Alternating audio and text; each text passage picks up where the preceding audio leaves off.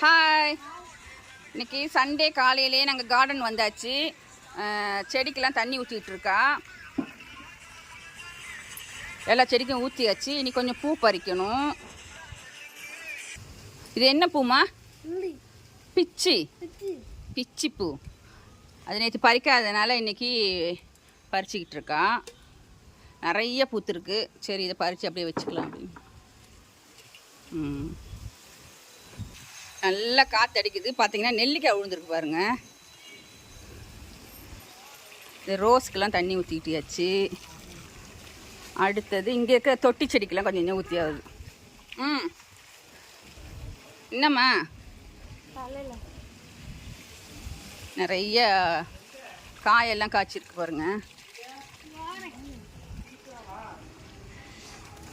இன்றைக்கி கார்டன் வேலைலாம் சூப்பராக ஓடிட்டுருக்கு.